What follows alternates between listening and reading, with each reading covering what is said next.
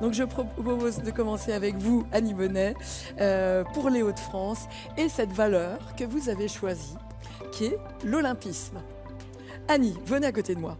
Allez, on va le faire debout. Hop, ça vous va debout? Vous prenez un micro, ce sera mieux. Voilà, et vous vous mettez là. Regardez, je vous mets ça vous va? Sur ma droite, ça vous va? Comme ça, vous voyez l'écran et tout. Alors l'olympisme, c'est vrai que vos terres ont été choisies, sacrément choisies. Oui. Autrefois en 2012, maintenant pour 2024. Voilà, on est parti sur la façon dont les Hauts-de-France avaient géré la proposition de se mettre dans les Jeux Olympiques de 2024. Et les Hauts-de-France, on sait qu'à partir de Londres, ont beaucoup travaillé, renforcé leurs infrastructures, innové, de manière à être prêts en 2024. Et ça a été un travail de fond avec les moyens dont disposait la région Hauts-de-France. Et ce qui veut dire qu'en 2024, la région Hauts-de-France sera la deuxième région à obtenir le plus de places labellisées. Donc après 80 places. 80 places labellisées. Et ce qui nous a aussi retenu, c'est que dans ces 80 places, tous nos départements sont concernés. Il n'y a pas un département des Hauts-de-France qui n'ait pas obtenu des places labellisées. Donc une forme d'équilibre. Pour nous, voilà, une manière de rassembler les Hauts-de-France autour de ce thème. Alors, on a confectionné cet emblème en choisissant les anneaux olympiques, puisque il porte des valeurs d'union et de respect. Ce sont les valeurs de l'olympisme. Et que la flamme que nous n'avons pas représentée ici représente aussi l'amitié, la paix, et qu'on considère que cette union, c'est une manière de nous rassembler autour du thème choisi. Voilà. Alors après, pourquoi 2024 maintenant? On a créé, nous, l'Urogec Hauts-de-France en 2016, avec deux régions, Nord-Pas-de-Calais et la Picardie, qui n'avaient pas du tout les mêmes aspirations, les mêmes... on n'était pas raccordés du tout. Les attractions n'étaient pas les mêmes. On va dire qu'entre autres dans l'Oise, on était plutôt attractifs sur l'Île-de-France. Donc on a décidé de créer cet Urogec en abandonnant les deux Urogec, Picarde et Nord-Pas-de-Calais, de manière à faire naître une nouvelle entité et à travailler sur effectivement nos valeurs, ce qu'on savait faire.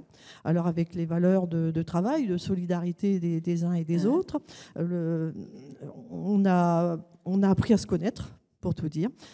Comme ça, j'ai été à Lille, et puis mes collègues de Lille, ils sont venus dans l'Oise, ou à Soissons. On essaie justement de se partager le territoire pour que tout le monde le connaisse et se reconnaisse.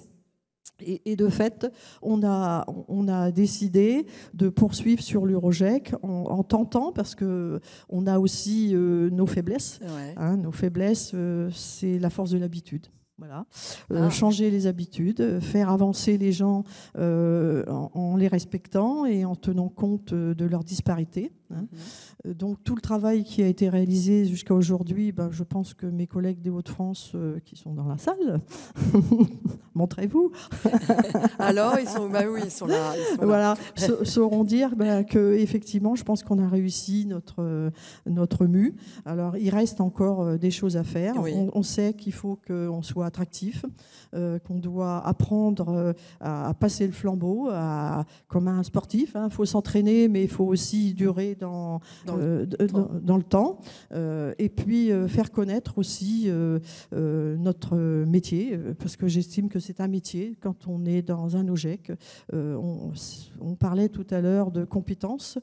C'est vrai, on a des compétences, mais on ne les a pas toutes. On apprend aussi beaucoup les uns des autres. Et l'intérêt, c'est aussi de passer cette frontière et de faire connaître les OGEC à de futurs bénévoles. Alors comment? Eh bien, c'est un travail qu'on verra peut-être cet après-midi. Moi, j'ai quelques idées, parce que déjà, OGEC, ça ne dit rien à personne. Qu'est-ce qu'un OGEC? Il y a des gens qui ne savent pas ce que c'est. Donc, avant tout, c'est savoir passer ces barrières, ces frontières, pour acquérir de nouveaux bénévoles. Et vous avez senti que justement, non pas en faisant table rase, parce que vous êtes appuyé, bien sûr, on s'appuie sur les acquis. On s'est appuyé pour aller vers ce que chacun avait de bon. Vous avez eu le sentiment que ça redynamisait? Oui, parce qu'on a appris chacun les uns les autres. On avait nos habitudes, nos façons de travailler. Donc, on a écouté, on a beaucoup écouté, on s'est beaucoup entendu et on a reconstruit sur les bases des 2 Eurogec. Et c'était une nouvelle naissance. Pas de frustration. Pas de frustration, justement, à cause de ça. Pas de frustration. Parce qu'on pouvait imaginer que le Nord-Pas-de-Calais, étant très important, puisse absorber, c'était un peu l'idée d'origine. Et on a dit non, on remet tout à plat, et on crée.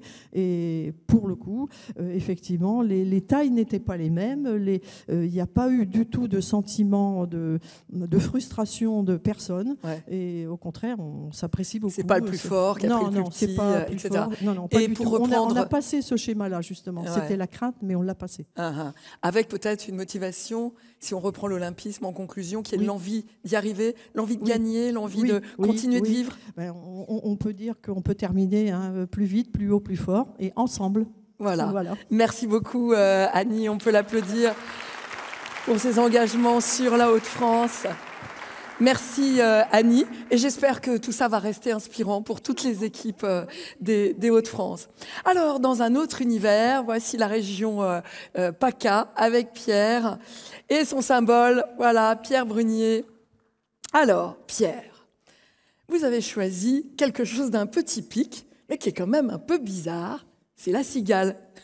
Oui, absolument. Voilà. Oui. Alors, pourquoi la cigale qui chante et qui danse? Oui, absolument. Et c'est ce qui nous est venu naturellement à l'esprit. Mais d'ailleurs, pas qu'à moi, parce que le vice-président de la région, auquel j'avais posé la question, sans lui dire qu'effectivement ma préférence allait à cet insecte, me dit, mais si on en proposait la cigale? Elle me dit, c'est peut-être pas une mauvaise idée, parce qu'en fait, elle n'a peut-être pas une réputation... Elle a mauvaise presse depuis notre ami La Fontaine. Oui, effectivement. Et monsieur de La Fontaine, je crois, a fait quelques erreurs importantes et qui ont été rectifiées par Jean-Henri Fabre, qui est un célèbre entomologiste qui était né dans l'Aveyron en 1823, qui est mort à Sérignan, dans le Vaucluse, où il a un musée d'ailleurs, en 1915.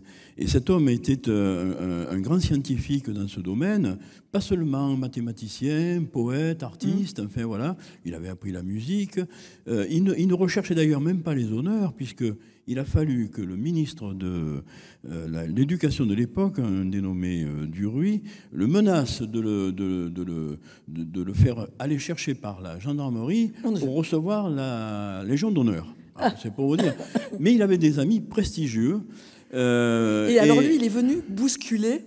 Absolument. Je vous fais avancer. Il est venu bousculer ces idées reçues. Oui, absolument. Et quand il, justement, il répondait un petit peu à La Fontaine, il disait, écoutez, à nous deux, monsieur de La Fontaine, la cigale ayant chanté tout l'été, on connaît la suite, se trouva fort dépourvu quand la bise fut venue. Et il disait, mais enfin, c'est pas normal ce que dit monsieur de La Fontaine, puisque en hiver, les cigales, de toute façon, n'existent plus. Et c'est au temps chaud, les plus difficiles, qu'elle fait son travail. Et avec le stylet qu'elle a donc sur la tête, eh bien, elle fore, elle vrille, elle fait apparaître la sève, et une nuée d'insectes viennent s'abreuver. Elle bosse pour les autres, vous voulez dire? Voilà. Alors, les fourmis... les guêpes, les abeilles, enfin tout ce joli monde vient un petit peu s'abreuver parce qu'ils sont assoiffés. Et en définitive, c'est les fourmis qui exploitent vivent sur le dos des cigales. Voilà. Bon, alors expliquez-moi les liens, les passerelles. Alors le boulot, je le vois bien, parce que je vous connais un peu tous, je sais que ça travaille dur. Ça, c'est une valeur avec laquelle vous faites un pont. Oui. Quels sont les autres? Alors en fait, si vous voulez, ce qu'on peut dire aussi, c'est que je veux filer la métaphore précédente. Mais alors vite, parce que... Oui. Simplement en disant que les fourmis, peut-être de l'enseignement catholique, exploitent les cigales des Eurogec. Mais bon, c'est un pas que je ne franchirai pas, bien sûr. Diable. Mais bon, il y a peut-être un peu de ça. Sinon, effectivement, ce sont aussi des animaux qui prennent de la hauteur. Et nous, c'est ce qu'on voudrait faire à l'Eurogec en disant, écoutez, voilà, on est là aussi une cellule de réflexion, se mettre un petit peu au-dessus. Voilà. Et effectivement, les cigales, elles vivent jusqu'à 2000 mètres. Donc, vous voyez, c'est un animal, effectivement, dont on ne soupçonne pas les qualités. Et donc, vous dites que vous pensez, vous imaginez créer une structure justement qui prendrait de la hauteur, qui servirait à de quoi? De cellules de réflexion, d'appui? Voilà, en fait, si vous voulez, également, c'est vraiment un peu ça le but. Alors, moi, je suis récemment élu président de l'Urogec, donc Merci de vous prêter à l'exercice. Hein. Je sais qu'il a hésité, mais vous êtes parfait. Ah bon, mais merci. Alors, vous êtes un peu neuf. Et voilà, je suis un peu neuf, et disons que l'idée qu'on pourrait avoir, c'est justement de voir un peu, d'abord, l'inventaire de ce qu'il y a dans notre territoire, de voir les valeurs et les compétences que nous avons, parce que nous avons des Urogec qui fonctionnent parfaitement bien. Et d'ailleurs, là aussi, on peut faire un parallèle avec les cigales, parce que chacun dans son département, voilà, dans son style, joue sa partition. Et finalement, un petit peu comme les cigales, qui ont des registres totalement différents, mais qui, en définitive, émettent un son harmonieux lorsqu'elles chantent tout ensemble. Ouais, c'est vrai. Voilà, donc c'est un peu l'idée qui nous a... Donc, en fait, voilà, les cigales, c'est une diversité. Voilà. Hein, comme il y a une diversité sur votre territoire. Et finalement, tout ça communique quand même assez bien. Oui. Et il y a quelque chose d'harmonieux. Ça, c'est les points positifs, mais vous dites qu'il y a quand même encore du travail. Il y a encore du travail, bien sûr, oui, absolument, puisque...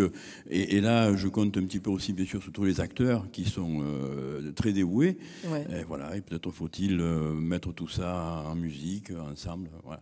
Et puis du plaisir, parce que c'est vrai que quand on entend les cigales, c'est agréable.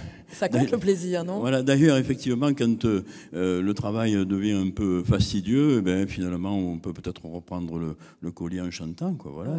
Donc, comme elle. Hein, voilà. Ok, merci beaucoup, Pierre. Voilà, si vous me laissez un dernier mot. Alors, mais vraiment un dernier. Un dernier, non, parce que quand je viens à Paris, moi, je m'attends à entendre l'accent parisien, mais je ne m'attendais pas à entendre parler anglais. Là, tout à l'heure, on a entendu parler anglais. Alors, je voudrais simplement dire gramercy en tutti, merci di maghe scuta, dinkel bell'ustau et à bientôt. Eh bien, écoutez, merci Pierre. Merci. Vous voyez, ça me fait tout drôle que vous parliez avec cette langue bien chantante. Mais il y en a une qui est pas mal aussi, c'est la Bretagne. Et on accueille Jean-Claude Lemeur avec le Guanadu. Le Guanadu, attendez. Équipage, Jean-Claude, on va venir vous aider. On va vous aider. Venez, comme ça vous allez pouvoir discuter. Allez, hop, qui vient ici? Ouais, pas qu'à pour tenir. Là, voilà. Le Guanadu avec... Alors, expliquez-nous, bien sûr. Ah, bien sûr. Donc, Jean-Claude, ce beau drapeau. Le Guanadu, ben oui. Hein, qui a pour origine une croix en noir qui remonte en 1111, donc très loin. Il y avait simplement au départ une croix noire sur un drapeau blanc. Ouais. Et ce drapeau, évolué. Oui, c'est entre les deux guerres, il a pris naissance. Alors que représente ce drapeau? Et en quoi vous faites le lien avec ce que vous vivez, avec les organisations? Je vais y venir en présentant. Donc là, on a 9 bandes. Je suis remise en place, hein. Attention. Hein. On a 9 bandes. Pardon, on a 9 bandes, un noir et blanche. Il y a 5 bandes. Je ne sais même plus, toi. Enfin, il y a toutes les régions, la Basse-Bretagne et la Haute-Bretagne. La Haute-Bretagne, je ne pourrais pas parler des différentes régions. Et pourquoi il y a une liaison? C'est que les bandes représentent les diocèses, les 9 diocèses bretons d'autrefois. Et les diocèses, c'est notre philosophie, c'est-à-dire que notre mission d'église a pris naissance avec l'église, c'est-à-dire qu'on est là. Donc, la liaison entre l'enseignement catholique et ce drapeau prend naissance dans les diocèses. Après, ça, ce sont les hermines. Les hermines, voilà. Alors, il y en a, je crois, 11. 9 ou 11 9, non, il y en a 11, mais 11, ouais, je me dis bien, ouais, 11. 11 hermines, et les hermines représentent, comment dirais-je, les saints. 11 saints bretons. Donc, on prend naissance également sur ça. Il y a un vrai appui sur l'Église, ça c'est clair. Et on a 4 diocèses en Bretagne. Nous, on a la chance par rapport aux autres, c'est que notre région n'a pas été touchée, modifiée. Donc, ce qui existait auparavant résiste toujours de la même manière. Et la Bretagne est unie, les 4 diocèses d'aujourd'hui sont vraiment unis. Donc ça, c'est un point fort. Il y a une identité forte. Complètement, qui prend naissance dans la mutualité et la coopération. C'est-à-dire qu'en Bretagne, c'est quelque chose qui est viscéral chez nous. Et nos structures de gestion, qui s'appelaient AEP auparavant, prenaient naissance dans cette culture mutualiste et coopérative. En ce sens, c'est que et les Bretons ont eu du mal à arriver aux OGEC. Je veux dire pourquoi. Parce que tous les parents des élèves de l'école étaient membres de la structure de gestion de l'école. Et le jour où on a dit, on passe à une structure beaucoup plus allégée, plus restreinte, enfin oui, et un système de cooptation, les Bretons, ils n'aiment pas ça. C'est-à-dire qu'être commandé par les Parisiens, c'est viscéral. Waouh! C'est un petit peu... Ça gratte un peu, hein? C'est copain, ça nous est tombé. Oui, les Bretons se sont toujours défendus collectivement. C'est-à-dire que le milieu coopératif est très fort. En plus, il y a une structure mutualiste dans le monde bancaire qui défie la chronique actuellement. Et sans vous cacher, tous les Bretons sont horrifiés de ce qu'un homme veut faire là-bas par rapport à cette banque. Mais on est mutualiste jusqu'au bout. Et les écoles, c'est pareil. C'est que les parents, ils ne s'approprient pas l'école, c'est pas du tout ça, mais ils veulent participer à la vie de la structure dans laquelle vivent les enfants. Ils aiment bien participer. Peut-être un peu moins aujourd'hui, mais autrefois, ils participaient aux travaux, par exemple la peinture, ou même, des fois, il y avait des électriciens. Tout le monde mettait à la main, à la pâte. Complètement. Ça n'était pas un sujet. Aujourd'hui, je vous fais activer un petit peu, Jean-Claude. Oui, parce qu'il faut que je précise une chose, c'est qu'aujourd'hui, on est très fiers d'annoncer que l'enseignement catholique est populaire en Bretagne. Populaire, ça veut dire que tout le monde est Donc cette valeur... comment dirais-je, fait allusion à la diversité, elle existe chez nous. Ouais. Et donc cette valeur finalement de la mutualisation, on va en reparler d'ailleurs avec les autres, vous y tenez, elle fait corps, elle continue en tout cas d'être suffisamment attractive? Oui, je pense qu'on a du mal à continuer à les faire vivre dans la mesure où on est limité à la cooptation. Il faut changer après dans un mode... Il faut évoluer un peu. Il faut aller chercher les bénévoles. Ouais. Alors qu'avant, ils pouvaient, au sein d'une assemblée, il y a un homme qui dit moi je veux bien y être. Et puis ça se faisait naturellement. Les temps changent, Jean-Claude, et effectivement, il faut s'adapter. Merci beaucoup de votre présentation avec le Guanadu. Merci pour cette belle identification si importante. Et j'enchaîne maintenant avec la Normandie. On passe d'une région à l'autre, d'un emblème à l'autre. Christine, alors, vous n'êtes pas venue avec, parce qu'il est un peu encombrant, et que vous avez des épaules solides, je le sais, mais quand même un peu frêles. Alors, quel est l'emblème que vous avez choisi? Eh bien, quand on m'a demandé de réfléchir à un emblème pour la Normandie, il y a quelque chose qui m'est venu naturellement, c'est-à-dire le pont de Normandie. Ah, voilà. Magnifique. Alors, vous comprendrez, bien sûr, que pour l'amener ici, c'était un petit peu compliqué, mais il m'a semblé être le parfait symbole du rassemblement. La Haute et la Basse-Normandie, Le Havre, Honfleur, Rouen, Caen. Et il est symbole également de liberté, également puisqu'on peut passer d'une rive à l'autre très aisément. Il symbolise parfaitement tous nos OGEC rassemblés ici aujourd'hui dans le cadre de cette journée des territoires. Alors, parler du pont sans parler de technique me paraissait difficile, donc là j'ai vraiment besoin d'avoir les chiffres sous les yeux. La longueur de ce pont est de 2143 mètres et sa hauteur est de 52 mètres. C'est un pont à haubans qui enjambe la Seine et son estuaire. Il a été mis en service en janvier 1995 et est longtemps resté le plus haut pont du monde, plus grand pont du monde, avec une portée centrale de 856 mètres. Il est aujourd'hui dépassé par les ponts en Chine et en Russie. Ces 2 pylônes... Ouais. Il est très beau aussi. Alors, je veux dire, il fait solide et léger. Ces 2 pylônes surmontent la Seine à 204 mètres. Donc c'est quand même une hauteur qui est significative. Et leur fondation repose sur 28 pieux pour chaque pylône. Ces pieux pouvant mesurer jusqu'à 54 mètres. Et c'est du solide, tout comme ce qui anime l'esprit de nos bénévoles. Ouais. Maillons ou pieux essentiels pour que nos OGEC soient forts et dynamiques. Ah oui, parce qu'il y a la zapette, les papiers. Oui, ça fait beaucoup. Hein. Donc, changement de vue. Ce pont se situe... Pourquoi ces différentes photos? Oui, voilà, au cœur de la réserve naturelle de l'estuaire. Cet estuaire constitue un site exceptionnel pour les oiseaux nichants ou en migration, grâce à la richesse et à la diversité des milieux présents. Marais, dunes, bois. Et par cette spécificité, on est parfaitement dans le contexte RSE, responsabilité sociale et environnementale, de nos établissements. Ouais. Et la diversité aussi des territoires. Absolument. Ouais. Et on passe à la troisième photo. Et là, attention. Pour la sécurité de sa mise en service, de nombreux tests de résistance par rapport au vent ont été réalisés. Par tout temps et même par tempête, il doit résister. N'est-ce pas aussi notre souci quotidien dans le fonctionnement de nos OGEC, où ce n'est pas un long fleuve tranquille? Les OGEC sont toujours debout, malgré les tempêtes qui peuvent parfois les atteindre. Et on va finir sur... C'est pas grave.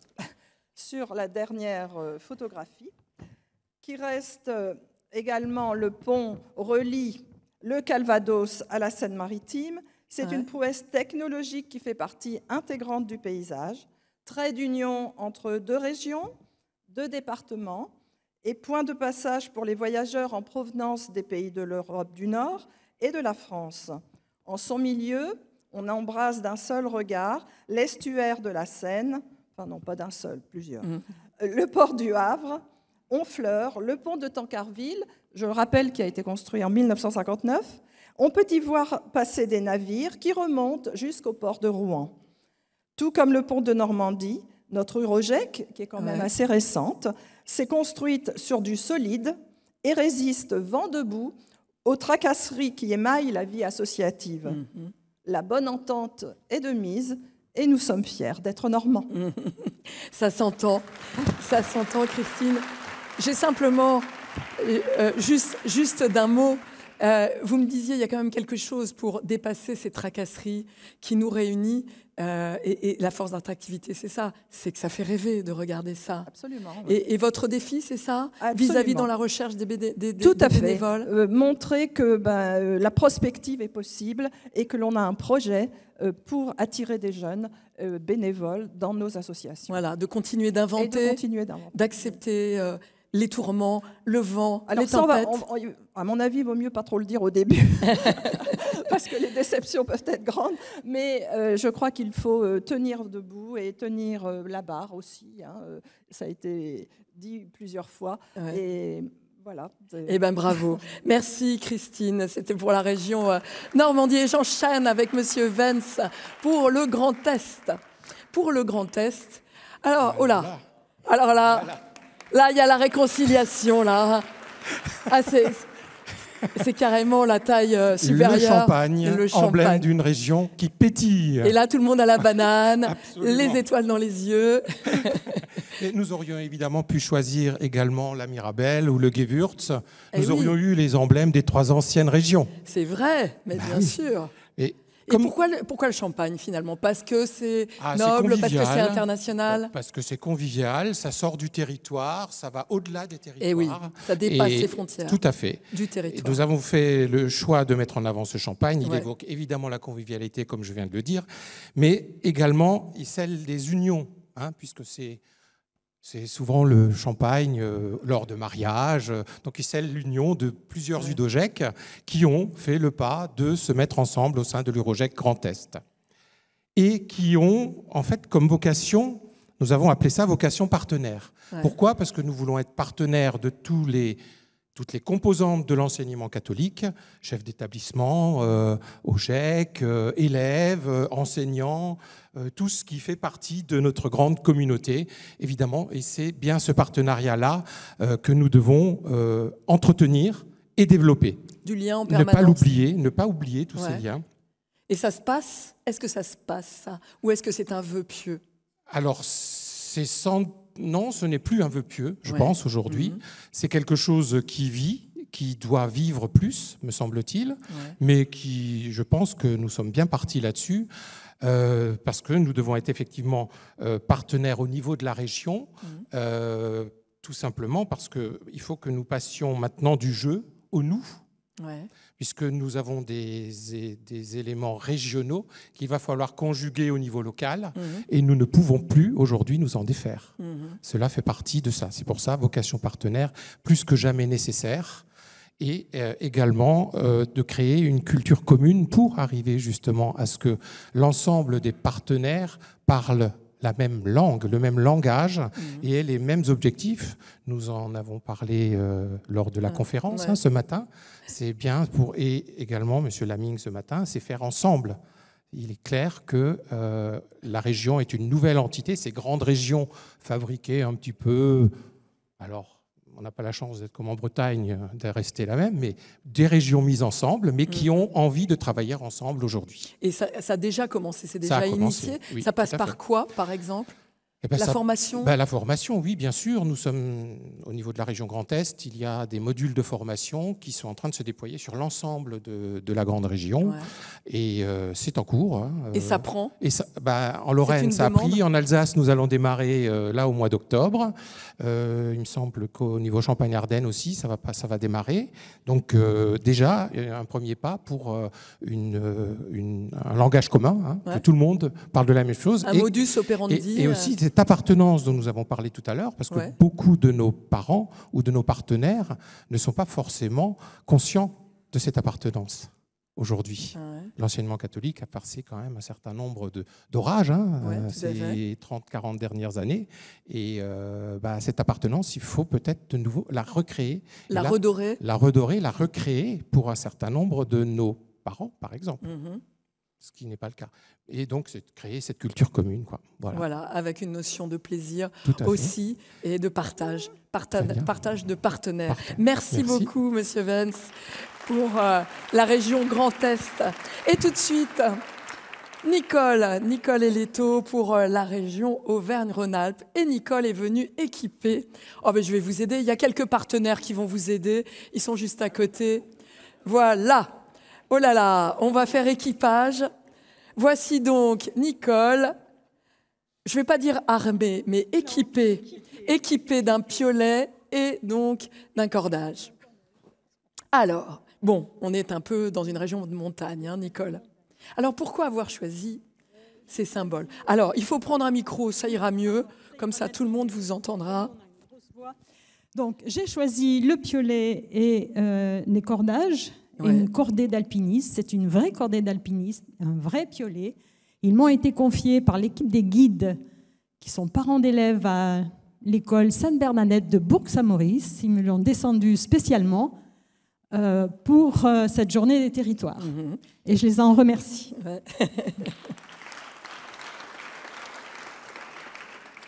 Tout ça se fait ensemble. Tout ça s'est fait ensemble. Ils sont là pour m'épauler, C'est ce qu'on appelle la solidarité. Et ce qui me semblait une image qui collait parfaitement au thème de « faisons aussi équipage ». Voilà. Et cette corde, en fait, elle a plusieurs rôles, en fait. Elle assure la sécurité. Elle assure la sécurité, elle assure l'assurance. Quand un trébuche, l'autre est là pour le rattraper. Donc pour moi, c'est parfaitement l'exemple de toutes nos OGEC et de nos établissements. Quand un n'a pas un renseignement, ne sait pas comment faire, on appelle l'autre et on est toujours là pour les aider. Et le piolet, pour moi, il aide à la progression. Justement, il donne l'assurance, il aide à monter, il aide à atteindre les objectifs que nous nous fixons malgré les embûches, les imprévus. Ouais. Alors, j'ai lu, en préparant ce travail avec vous, puisque c'était un collectif, qu'à la fois, il y a l'attraction, mais qu'en même temps, le piolet, ça sert à s'ancrer. C'est ça, c'est un ancrage fort. Il y a à la fois l'ancrage, à la fois l'élévation de l'éducation. De l'éducation, c'est ça. Atteindre des objectifs, se surpasser, c'est le symbole de l'alpinisme. On regarde en haut sans avoir un but, je veux dire, financier, est-ce que j'oserais dire financier. Ouais. Voilà, pour la progression de tout le monde et le dépassement de soi. Et une canne. Et une canne pour s'appuyer, pour éviter de tomber. Comment ça, sur quoi vous avez encore envie de progresser au sein de votre territoire territoire, actuellement, malheureusement, avec la Covid, je vais dire qu'on a perdu un petit peu le sens de la convivialité. Et donc, on avait l'habitude d'avoir des moments conviviaux, notamment aux assemblées générales, où on avait un thème. À chaque année, j'avais un thème. Donc là, malheureusement, ça n'a pas été possible. Et donc, on est en recherche d'un thème pour la prochaine assemblée générale. D'accord. C'est comme si les idées s'étaient taries dans le fait de se parler uniquement par visio. Voilà, la visio, ça enlève tout sens humain, je trouve. Donc, c'est comme l'ordinateur. Et ça vous a inspiré ce qui a été dit ce matin? Oui, beaucoup. Ouais, c'est ça. Voilà. Donc, ça remet en place. Ça remet en place une dynamique. Une dynamique, oui, bien sûr. J'en profite pour dire que tout ce que vous entendez, tout ce que vous voyez, parce que il y a les mots, mais il y a aussi les émotions, il y a les sourires, les hésitations. Tout ça est filmé et que donc ça va pouvoir être diffusé auprès de tous les territoires, auprès de chacun et justement aider à relancer cette dynamique. Et c'est bien aussi qu'on soit représenté, donc ça aide au dynamisme. On voit qu'on n'est pas tout seul, qu'on est dans une équipe. Justement. Ouais. Et vous avez appris des choses, des éléments, ou en tout cas, vous avez des petites idées qui vous sont venues en vous écoutant là? Oui, bien sûr. Oui. Ouais. On va essayer. On va essayer déjà, en premier lieu, d'essayer de faire une Eurojec. C'est un gros mot? Non, on va dire Eurojec Auvergne-Rhône-Alpes. Et j'espère qu'on va y arriver. D'accord. Incessamment sous peu. Ok. Et les ateliers de cet après-midi sont là pour ça. Merci infiniment, Nicole, et merci aux établissements qui vous ont accompagnés. Et puis, voilà Régis Manot pour la région Tarn-et-Garonne, mais bien au-delà de cette région. Ça m'a plu. Mais oui, ça marche. Alors, il ne manquerait plus que ça ne marche pas. Bon, alors vous avez choisi le rugby. Le rugby. Bon, alors le rugby, c'est symbolique et c'est vraiment un acteur essentiel de la région Occitanie. Alors pourquoi on l'a choisi? Parce que dans toutes les villes, quasiment chez nous et tous les villages, il y a un club de rugby. Donc c'est la vraie culture. C'est la culture territoriale. Alors les liens sont très faciles parce que il y a la notion d'équipe. Dans le rugby, on parle d'un club. On parle très peu d'un joueur. On est au service d'un club. L'autre chose qu'il y a derrière, c'est que pour faire fonctionner le rugby dans le sud-ouest, on a besoin de fédérations. Donc on fait le lien. Donc on est très lié avec cette culture du rugby qu'on retrouve aussi dans chacun des villages. Et donc la notion du clocher, ça nous rapproche beaucoup de notre enseignement catholique. Après, c'est un jeu très particulier. Il a des règles. Ah oui, alors c'est-à-dire qu'on avance en donnant le ballon derrière. Et c'est vrai que c'est un état d'esprit. Et moi, ça me fait penser beaucoup un peu à l'enseignement catholique. Ouais, c'est-à-dire Non. C'est-à-dire qu'on a le poids de notre passé pour aller devant. Mais aussi, on a plusieurs règles. On a du droit public, on a du droit canonique, on a du droit privé. Et tout ça, on doit avancer dans un monde qui est un peu différent. Mais tout ça, ça se termine par de bons moments conviviaux. La troisième mi-temps. La troisième mi-temps.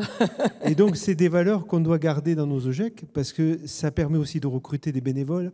Et il y a aussi le sentiment d'appartenance. Qui est fort. C'est-à-dire que dans nos territoires, on ne fera pas jouer quelqu'un qui est dans un village dans un autre village. Ah oui.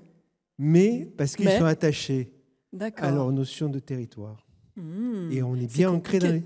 Alors, c'est pas très compliqué parce qu'on se retrouve tous, à la fin, dans une structure commune. Et dans des valeurs, en tout cas, qui se partagent. Exactement. Et puis, les valeurs qu'on a évoquées ce matin, on les retrouve. Mouiller le maillot. C'est se donner dans les OGEC. Engagé, c'est l'engagement. Ouais. Et on parle de notion aussi de... Il faut un capitaine dans une équipe de rugby, mais il faut aussi un ouvreur, un demi de mêlée. Et s'ils ne sont pas là, le capitaine tout seul, je pense beaucoup à nos bureaux d'OGEC. Il faut 3 personnes. Même si on nous dit que des fois à 2, on peut y arriver, c'est difficile. Mais c'est mieux ensuite d'entourer d'un bon CA. Et donc, dans une équipe, il faut quand même une bonne équipe. Et si on veut avancer, il faut quand même une cohésion. Donc, la symbolique du ballon, du rugby, elle est vraiment en adéquation avec les OGEC de notre région. Sur quelle est la valeur qu'à votre avis, il faut reporter, redynamiser, remettre en relief chez vous par rapport Alors, chez nous, en OGEC. Propre, dans l'Occitanie, nous avons 2 pôles très importants que sont la région toulousaine, avec un club mythique, le Stade Toulousain, et de l'autre, un club aussi très important, du top 14, qui est le Montpellier. Et je crois que ces 2 ont besoin, dans l'avenir, de fédérer une association Glurogec Occitanie. Donc, on a quand même une prévision vers le mois de novembre, sur lequel on va réunir tout le monde dans un cadre commun et de fonder cette association Urogec Occitanie. Et c'est pour ça que je vais passer la balle à monsieur Michel Santeil. En live. Alors là, attention, il faut que ça arrive au bon endroit. Hein. Ouais, ça va, c'est bien réceptionné. Bravo. Et on va demander Allez-y. Alors, si je me donnais que le ballon de Montpellier, ça n'irait pas. Il faut que j'ai quand même le ballon du Stade Toulousain. Bon, d'accord. Vous allez avoir assez de bras. Attendez, je vous le tiens. Bon, ça marche bien, là, tout ça. Venez sur scène. Donc, le vrai ballon du stade, la figure emblématique de la région, avec Montpellier, qui sont aussi dans le top 14. D'accord. Voilà. Et vous êtes décidé à vous entendre ? Oui. Oui, c'est un vrai pacte autour de valeurs et de culture. Là, il y a une belle photo à faire. Bravo.